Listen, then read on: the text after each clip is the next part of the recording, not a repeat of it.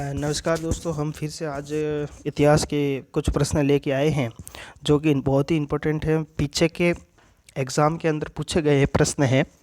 तो आप अपने जितने भी मित्र हैं या जिनका आप भला चाहते हैं उनको ये वीडियो शेयर करें, जिससे कि वो इस प्रश्नमाला से जुड़ सकें और अधिक से अधिक वो अभ्यास कर सकें।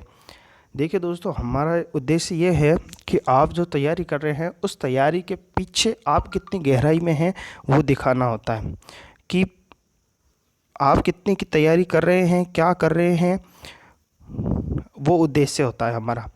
बाकी हमारा ये उद्देश्य नहीं है कि ठीक है वाह, ऐसे नहीं।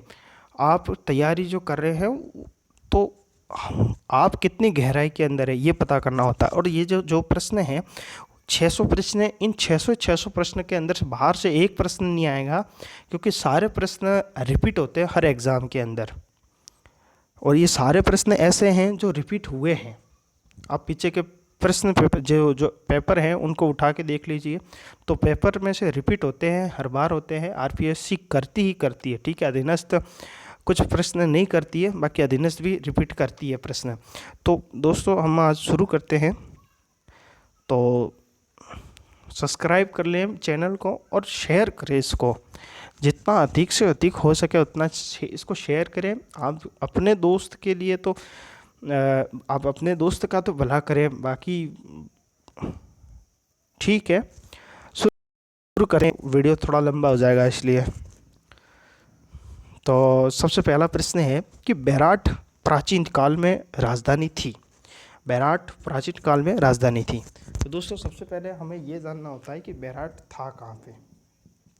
तो बेराट जो है वो आपके अलवर क्षेत्र जो है, वो अलवर क्षेत्र और जयपुर, अलवर से लेकर जयपुर तक का जो क्षेत्र था वो बेराट कहलाता था, ठीक है।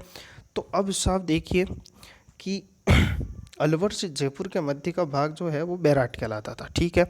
अब इसकी राजधानी कौन सी थी? तो इसकी राजधानी थी कौन सी? आपकी मत्स्य राजधानी, ठीक है। ये मत्स्य राज्य की राजधानी कौन सी थी? बेराट। और यहाँ से अशोक के भाब्रू शिलालेख प्राप्त किए गए हैं, ठीक है साहब। अब आगे की बात करते हैं अपन। दूसरा प्रश्न है कि जयानक की प्रसिद्ध रचना कौन सी थी? तो दोस्तों, मैं सबसे पहले तो आपको एक चीज़ और याद दिला दूं कि 19 मई मतलब आज का दिन अंतिम हिंदू सम्राट पृथ्वीराज चौहान, जो कि दिल्ली की गद्दी पे आसीन थे, उनका आज जन्म वर्ष है, मतलब आज उनकी जन्म तिथि है। तो आप सभी को शुभकामनाएं, सभी भारतवर्ष के व्यक्तियों को और आप सभी को शुभकामनाएं। तो और ये जयानक उन्हीं के राज्य में दरबारी कवि थे। तो उनकी जो रचना है वो कौन सी है? तो उनकी रचना कौन सी है? पृथ्वीराज विजय। अब देखो दोस्तों, एक तो है क्या? विजय, ठीक है, और एक क्या है? रासो। इन दोनों से प्रश्न हमेशा आता है। तो देखो विजय, देखो ये जय आ रहा है तो जय से क्या हो जाएगा? जयानक हो जाएगा। जबकि रासो किसकी है? तो चंद्रबरदाई की है। किसकी? चंद्रबरदाई की है, ठीक है। तो ये प्रश्न बहुत बार पूछा गया है, इसको ध्यान रखिए आप, ठीक है। तो इसका आंसर क्या हो जाएगा? पृथ्वीराज विजय की जो रचना है कौन सी है आपके? कौन सी है? तो पृथ्वीराज विजय की जयानक जो है वो पृथ्वीराज विजय उसने लिखी थी, ठीक है। अगला प्रश्न है कि राजस्थान में स्थापत्य कला का जनक किसे कहा जाता है? देखिए, स्थापत्य कला, पहले तो स्थापत्य कला होती क्या है इसके बारे में जान लीजिए। तो स्थापत्य कला साहब क्या होती है? तो स्थापत्य कला वह कला जिसके अंदर भवन का निर्माण होता है, सर्वाधिक भवनों का निर्माण होता है, इमारतों का निर्माण होता है, या फिर कोई अलग डिज़ाइन या पेंटिंग या जो कला विस्तृत होती है या उद्भव होती है, वो क्या होती है? स्थापत्य कला कहलाती है। ऐसी कलाएं क्या कहलाती है? स्थापत्य कला। तो ये सर्वाधिक किसके समय हुई थी राजस्थान के अंदर? तो कुंभा के समय। अगर देखिए दोस्तों, अब इसमें से दो प्रश्न बनते हैं। देखो, पहले मैं ये जिक्र कर लूँ कि कुंभा के समय को क्यों कहा जाता था। तो कुंभा आपकी एक कविराजा श्यामल दास की किताब कौन सी है? वीर विनोद। कौन सी? वीर विनोद। इस वीर विनोद के अनुसार 84 में से 32 दुर्गों का निर्माण किसने करवाया था? आपके कुंभा ने करवाया था। इसीलिए इनको क्या कहा जाता है, स्थापत्य कला का जनक कहा जाता है। और क्या करवाया था इन्होंने, कई सारे मंदिर बनवाए थे, और क्या बनवाया था, विजय स्तंभ बनवाया था, और क्या बनवाया था, कई सारी बावड़ियाँ बनवाई थी, परकोटे बनवाए थे, और जीर्णोद्धार भी करवाया था। तो इस तरह से इनकी जो किले भी बनवाए थे इन्होंने, तो इस तरह से इनको क्या कहा जाता है, स्थापत्य कला का जनक कहा जाता है। तो अब देखिए, अगर आपको पूछ ले कि ये तो मध्य राजस्थान के हो गए, ठीक है, मध्य राजस्थान के, अगर यूँ पूछ ले कि प्राचीन राजस्थान या शुरुआती राजस्थान में स्थापत्य कला का जनक किसे कहा जाता है, तो स्थापत्य कला का जनक किसे कहा जाता है, जेत्र सिंह को कहा जाता है। किसको कहा जाता है, जेत्र सिंह को। ये याद रखना, ये प्रश्न पूछा जा सकता है कि प्राचीन राजस्थान या शुरुआती राजस्थान में मध्य स्थापत्य कला का जनक किसे कहा जाता है, तो जेत्र सिंह को कहा जाता है। ये कौन कहता है, आपके गोपीनाथ शर्मा। गोपीनाथ शर्मा के अनुसार स्थापत्य कला का जनक कौन है, जेत्र सिंह है, ठीक है। अब देखिए दूसरा प्रश्न कौन सा है, वह व्यक्ति जिसके परिवार के सभी सदस्यों ने राजस्थान में स्वतंत्रता आंदोलन हेतु अपने जीवन को न्यौछावर कर दिया, ठीक है। जीवन को न्यौछावर करने की बात आती है तो बारठ पीछे कभी नहीं रहते, ठीक है। तो बारठ, केसरी सिंह बारठ का नाम हम सभी जानते हैं। वो उनके परिवार में एक तो प्रताप सिंह था, उनका पुत्र प्रताप सिंह, एक था जोरावर सिंह उनका भाई, मतलब प्रताप सिंह का क्या हो गया, काका, ठीक है। इन दोनों ने भी अपनी जान दी थी किसमें, स्वतंत्रता आंदोलन में, ठीक है। तो इसका सही आंसर क्या हो जाएगा, केसरी सिंह बारठ।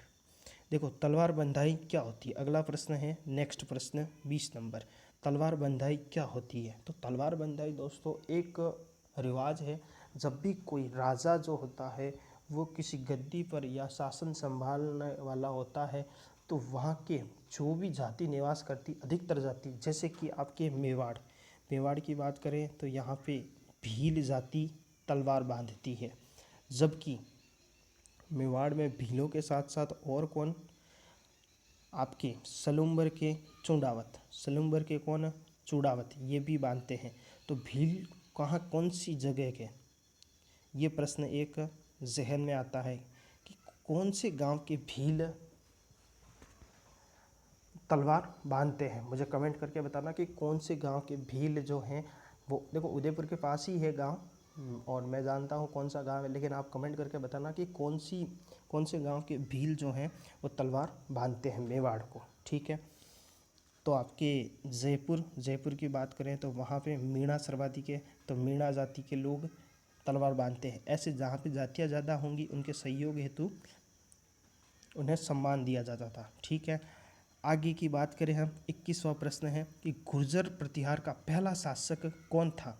तो गुर्जर और प्रतिहार का पहला शासक नागभट्ट प्रथम था। कौन था, नागभट्ट प्रथम। जबकि वासुदेव किसका था, चौहानों का आदि पुरुष था। किसका, चौहान का आदि पुरुष। तो मिहिर भोज तो गुर्जर और प्रतिहार का क्या था, प्रतापी शासक था, ठीक है। तो इसका सही आंसर क्या हो जाएगा, नागभट्ट प्रथम हो जाएगा। अब अगला प्रश्न क्या है, प्रताप पर रोक लगाने वाली प्रथम रियासत, या सती प्रताप पर रोक लगाने वाली प्रथम रियासत कौन सी थी। तो इसका आंसर क्या हो जाएगा, बूंदी ने सबसे पहले इस पे क्या लगाई थी, रोक लगाई थी। अगला प्रश्न देखो सर, जिसमें समझाने वाला होगा वो मैं आपको अच्छे से समझा दूंगा, ठीक है। अगला प्रश्न क्या है, मेवाड़ प्रजामंडल आंदोलन के संस्थापक, सीधी सी बात है, ये तो रटने वाली बात है, कौन थे, माणिक्यलाल वर्मा। देखिए आपके जय नारायण व्यास, इन्होंने तो जयपुर प्रजामंडल की स्थापना की थी। जबकि जमनालाल बजाज ने भी कहाँ की थी, सॉरी, जय नारायण व्यास ने तो आपके मारवाड़ प्रजामंडल की स्थापना की थी। जबकि जमनालाल बजाज ने कहाँ की थी, जयपुर की थी। तो आपके नैनूराम शर्मा ने कहाँ की थी, बूंदी की थी। तो माणिक्यलाल वर्मा ने कहाँ की थी, मेवाड़ की थी, ठीक है दोस्तों। अब इतनी सी बात हमको ध्यान आ जानी चाहिए। चलें आगे, तो आगे चलते हैं हम। अब देखना, तो इसका आंसर क्या हो जाएगा, माणिक्यलाल वर्मा, ठीक है। देखिए नेक्स्ट प्रश्न है, मांडलगढ़ भीलवाड़ा में निम्न में से किसकी समाधि स्थित है? महाराणा प्रताप, सांगा या फिर कुंभा, इनमें से कोई नहीं। तो देखिए इसका आंसर क्या हो जाएगा? सांगा। देखो मांडलगढ़ भीलवाड़ा के अंदर जब इनकी इससे 3-4 क्वेश्चन बनते हैं सांगा से। देखो ये जब बाबर के सामने युद्ध करके घायल हो गए थे 1527 के अंदर, तब इन्हें कहाँ पे लाया गया था? कहाँ पे लाया गया था? कालपी में। और कालपी में इन्हें क्या दिया था? जहर दिया था। जबकि बसवा में इनकी क्या हुई थी? मृत्यु हुई थी। बसवा में क्या हो गई थी? मृत्यु। और इनकी छत्री कहाँ पे बनी हुई है या समाधि कहाँ पे बनी हुई है? तो आपके मांडलगढ़ भीलवाड़ा में बनी हुई। ये किसने बनाई थी? जो अशोक परमार ने बनाई थी। अशोक परमार ने, ये अशोक परमार कौन है? ये सांगा के साथी था और इसने 1527 में खानवा के युद्ध में मदद की थी। और ये कहाँ का जागीरदार था आपके?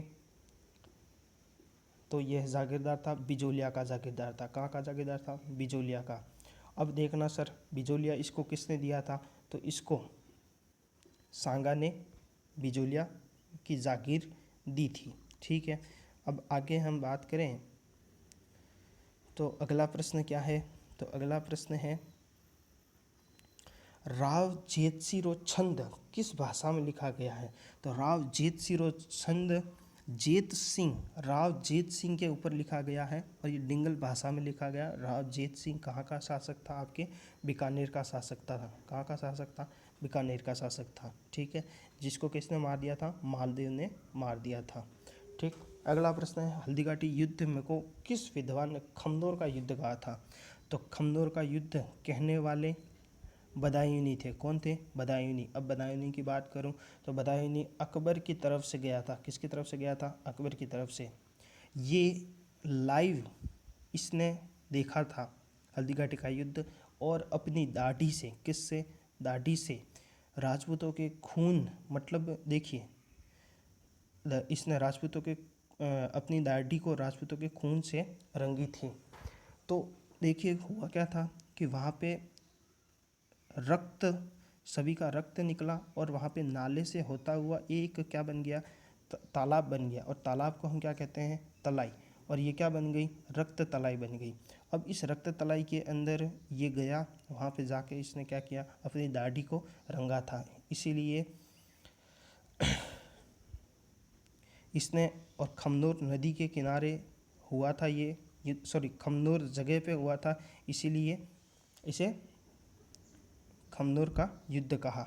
हाथियों का युद्ध भी कुछ कहा, किसी इतिहासकार ने हाथियों का युद्ध भी कहा, किसी ने गोगुंदा का युद्ध कहा, तो किसी ने आपके और भी बहुत सारे इसके नाम हैं। राजाओं का युद्ध भी कहा, तो राजपूतों का युद्ध भी कहा। ऐसे बहुत सारे इसके नाम मिलते हैं। ठीक है, तो इसको क्या कहते हैं? और मेवाड़ की थर्मोपली भी कहते हैं। ठीक है, अगली बात करें, सागड़ी प्रथा का दूसरा नाम। अगला प्रश्न क्या है? सागड़ी प्रथा का दूसरा नाम क्या है? तो सागड़ी प्रथा दोस्तों क्या होती है? बधुआ मजदूर प्रथा होती है, उसी को क्या कहते हैं? सागड़ी प्रथा कहते हैं। ठीक है, तो इसका दूसरा नाम क्या है? बंधुआ मजदूर प्रथा। अगला प्रश्न है, तारागढ़ दुर्ग का निर्माण किसने करा है? अजयराज, पृथ्वीराज, चंद्रवरदाई या जय सिंह? तो इसका आंसर क्या हो जाएगा? अजयराज ने तारागढ़ दुर्ग का निर्माण कराया था। लेकिन नामकरण ये तो अजयराज ने तो अजमेर शहर की भी स्थापना करवाई थी। कब? 1113 ईस्वी में। ठीक है, 1113 ईस्वी में अजयराज ने अजमेर दुर्ग की स्थापना की। तो तारागढ़ दुर्ग भी इसी ने बनवाया था। कौन सी? गठबिटली पहाड़ी पर। ठीक है, अब देखना तारागढ़ दुर्ग के बारे में हम बात करें तो तारागढ़ दुर्ग जो है वह गठबिटली पहाड़ी पर बना हुआ है। यहाँ पे तारागढ़ दुर्ग का नाम महारानी तारा के नाम से रखा गया। हुआ क्या था? एक राजकुमार था। कौन सा? उड़ना राजकुमार। कौन सा? उड़ना राजकुमार। इसे किसे कहते थे? पृथ्वीराज सिसोदिया को। किसको? पृथ्वीराज सिसोदिया को। इसकी रानी थी कौन? तारा कुंवर। कौन थी? तारा कंवर। तारा कंवर रूट के कहाँ चली गई? तारागढ़ दुर्ग के अंदर। और इसका नाम क्या रख दिया? तारागढ़ दुर्ग रख दिया। देखना अगला प्रश्न। अगला प्रश्न है आहुआ। आहुआ का विद्रोही ठाकुर कौन था? आहुआ का विद्रोही ठाकुर कौन था? तो कौन था? कुशाल सिंह। अब बात करें कुशाल सिंह की, तो आहुआ कहाँ पे पड़ता है? आपके पाली के अंदर। कहाँ पे पड़ता है? पाली के अंदर। अब देखना, हम बात करें तो इस विद्रोह की बात करें तो कुशाल सिंह, इनकी एक कुलदेवी थी। कुलदेवी का नाम क्या था? सुगाली माता। अब ये सुगाली माता के 10 सिर और 52 हाथ थे। तो एक प्रश्न पूछा गया कि 52 हाथों वाली देवी कौन सी थी? तो सुगाली माता थी। ठीक है, और इन्होंने 2 युद्ध लड़े थे। अब देखना अगला प्रश्न। अगला प्रश्न क्या है? निम्न में से किसने 1951-52 में कालीबंगा की पहचान की? तो इसका आंसर क्या हो जाएगा? एन घोष। एन घोष ने क्या की थी? सबसे पहले 1951-52 में कालीबंगा सभ्यता की खोज की थी। जबकि इनका उत्खनन किसने किया था? उत्खनन करने वाले व्यक्ति का नाम BV और BK, इन दोनों ने मिलकर क्या किया था? इसका उत्खनन किया था। देखिए अगला प्रश्न। बिजालिया किसान आंदोलन में किस जाति ने सर्वाधिक संख्या में भाग लिया? तो कौन सी जाति थी? धाकड़ जाति ने सर्वाधिक इस आंदोलन में भाग लिया था। यह आंदोलन 18वीं शताब्दी से शुरू हुआ था और 1941 तक चला था। 1891 से लेकर 91-92 से लेकर और 1941 तक चला था। सबसे लंबा अहिंसा वाला आंदोलन भारत का कौन सा है? बिजोलिया किसान आंदोलन, जिसमें सर्वाधिक भाग किसने लिया था? धाकड़ जाति ने। अब देखना, आज के लिए इतने ही प्रश्न बहुत हैं। हम नेक्स्ट वीडियो के अंदर मिलते हैं। आप इस चैनल को सब्सक्राइब ज़रूर कर लें और शेयर भी करें, जिससे आपके दोस्त इसको ज़्यादा से ज़्यादा देख सकें। धन्यवाद।